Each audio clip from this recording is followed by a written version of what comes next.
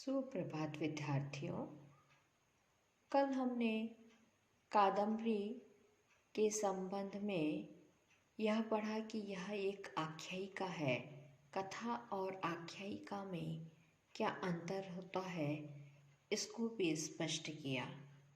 आज हम कादम्बरी का कथासार बताने जा रहे हैं। कादम्बरी बाणभट्ट के पूर्ण विकसित पांडित्य एवं कवित्व की प्रौढ़ रचना है। अपनी निजी कल्पना पर आधारित इस गद्य काव्य में चंद्रापीठ और वैशंपायन का क्रमशः कादम्बरी एवं महाश्वेता से प्रेमाख्यान वर्णित है। कथा के विस्तार का मुख्य कारण 3 जन्मों तक की कथा का वर्णन है। गद्य काव्य के भेद की दृष्टि से यह कथा है, किंतु आधुनिक विद्वानों की दृष्टि से यह संस्कृत का एक उपन्यास है। कतिपय समालोचकों ने कादम्बरी कथा का बीज या प्रेरणा स्रोत गुणाढ्य की बृहद कथा को माना है। कादम्बरी के कथामुख का कथासार इस प्रकार से है। विदिशा के राजा शूद्रक के दरबार में एक चांडाल कन्या आती है और एक स्वर्ण पिंजरे में अद्भुत सुख की अति विदग्ध शास्त्रज्ञ कलाभिज्ञ बतलाकर राजा को समर्पित कर देती है। शुक मनुष्य की वाणी में राजा की एक आर्या छंद के माध्यम से स्तुति करता है, जिसे सुनकर आश्चर्यचकित राजा उससे उसके जन्मादि के विषय में प्रश्न करता है। शुक अपने जन्म के तुरंत पश्चात विंध्याटवी में माता की मृत्यु, पिता के द्वारा प्रयत्नपूर्वक लालन पालन, शिकारियों के द्वारा पिता का वध और जाबाली ऋषि के शिष्य हारित के द्वारा जाबाली के आश्रम में अपने आगमन का वर्णन करता है। आश्रम वासियों के पूछने पर जाबाली ऋषि अपने पूर्व जन्म के वर्णन का उपक्रम करते हैं। कथा मुख भाग यहीं समाप्त हो जाता है। विद्यार्थियों, आपके कोर्स में कादम्बरी का यह कथामुख ही कोर्स में है, किंतु आज हम कादम्बरी का कथासार पढ़ने जा रहे हैं। इसलिए पूर्वार्ध की कथा इस प्रकार से है।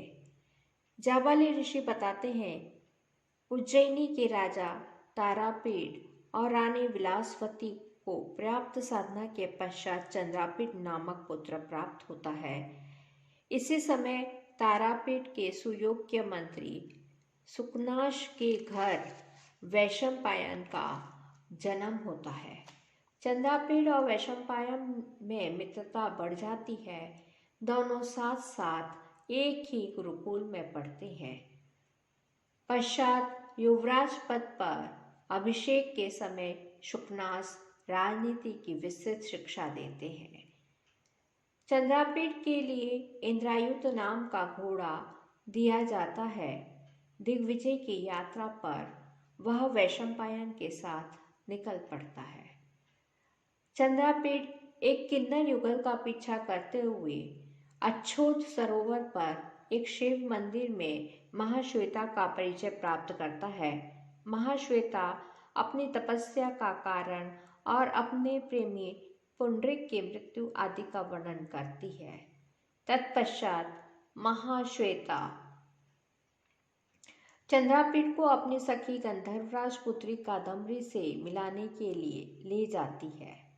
कादम्बरी ने महाश्वेता के विवाह न करने के कारण स्वयं भी विवाह न करने का निश्चय किया, किंतु चंद्रापीठ को देखकर वह कामासक्त हो गई। इधर चंद्रापीठ भी उसके ऊपर अनुरक्त हो गया। वह अपनी सेना के पड़ाव स्थल पर लौटकर वैशंपायन को सारी बात बतलाता है। दूसरे दिन बुलाने पर पुनः कादम्बरी के पास जाता है। इसके बाद पिता की सूचना के अनुसार वह उज्जैनी लौट जाता है और वैशंपायन को बाद में आने को कह जाता है। बाणभट्ट कृत कादम्बरी की कथा यहीं समाप्त हो जाती है। कादम्बरी का जो उत्तरार्ध भाग है वह ऐसा माना जाता है कि बाण के पुत्र भूषण भट्ट द्वारा कृत है और इसका कथासार इस प्रकार है। कादम्बरी की विरह व्याकुलता के समाचार से दुखी हो चंद्रापेट किसी प्रकार माता पिता की अनुमति लेकर चल दिया। मार्ग में पता लगा कि मित्र वैशंपायन को विराग हो गया है।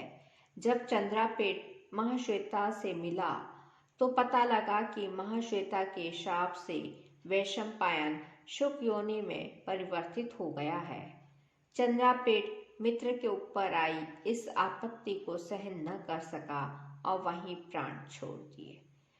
चंद्रापेट के दर्शनार्थ आई हुई कादम्बरी उसके निर्जीव शरीर को देखकर स्वयं मरने का निश्चय कर जैसे ही उसके चरण छूती है तभी चंद्रापेट के शरीर से एक तेज निकलकर आकाश पर चला जाता है एवं यह आकाशवाणी होती है कि इस शरीर को जलाना मत, इसमें पुनः प्राण आएगा तभी तुमसे समन्वय होगा। इधर चंद्रापेट का घोड़ा अच्छौद सरोवर में कूद गया और उससे कपिंजल के रूप में उसका आविर्भाव हुआ। उसने चंद्रापेट और वैशंपायन के पूर्व जीवन तथा उनको दिए गए विविध शापों की तथा स्वयं के अश्वयोनि प्राप्त करने की कथा वर्णित की और श्वेत केतु के पास चला गया। महाराजा तारापीठ एवं शुकनास भी अच्छोद तट पर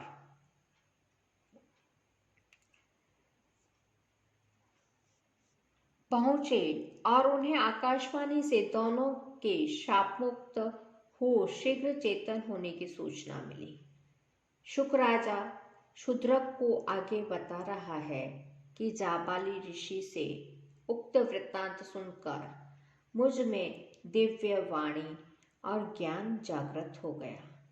प्रातःकाल मेरा मित्र कपिंचल आ गया और पिता शुकनास, कादम्बरी, महाश्वेता आदि के द्वारा यज्ञ की सूचना मिली।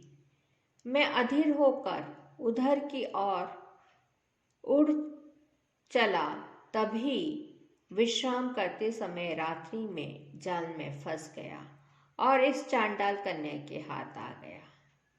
तत्पश्चात पूछने पर वह चांडाल कन्या ने स्वयं को लक्ष्मी बताकर शुक और शूद्रक को क्रमशः वैशंपायन एवं चंद्रापेट बताया। यह सुनते ही पूर्व जन्म स्मरण से शुक और शूद्रक के शरीर निर्जीव हो गए। उधर कादम्बरी ने चंद्रापेट के निर्जीव शरीर को जैसे ही अलंकृत किया, चंद्रापेट में जान आ गई और उठ बैठा।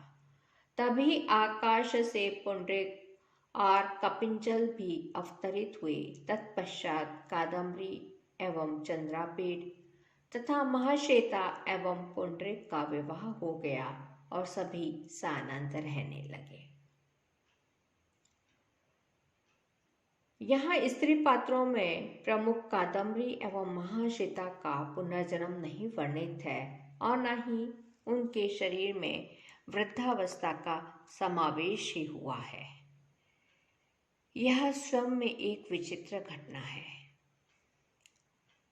चंद्रापेट प्रथम जन्म में चंद्रापेट नाम से है, वैशंपायन पुंडरीक नाम से, इंद्रायुध कपिंजल के नाम से है, पत्रलेखा रोहिणी नाम से और चांडाल कन्या का लक्ष्मी नाम है।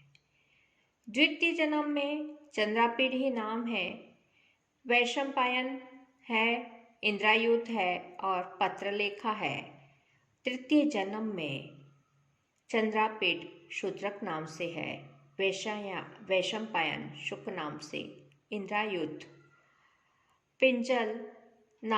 कपिंजल नाम से है और चांडाल कन्या, लक्ष्मी जो है वह चांडाल कन्या के नाम से विख्यात है। कादम्बरी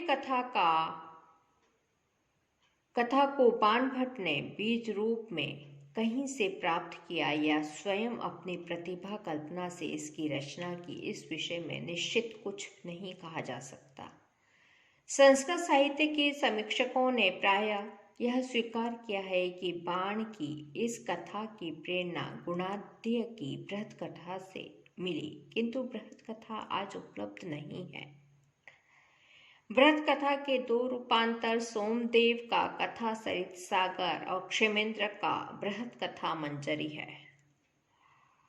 कथा सरित सागर में मकरंदी कोपाख्यान में राजा सुमनस की कथा का कादम्बरी कथा में प्राप्त साम्य है। यही समीक्षकों की मान्यता का आधार है।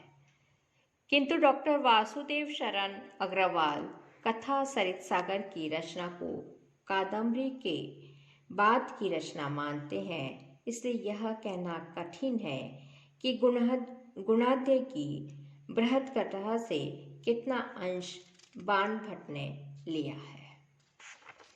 आज विद्यार्थियों यहीं पर समाप्त करते हैं। कल हम बाणभट्ट की काव्य योजना के बारे में पढ़ेंगे। धन्यवाद।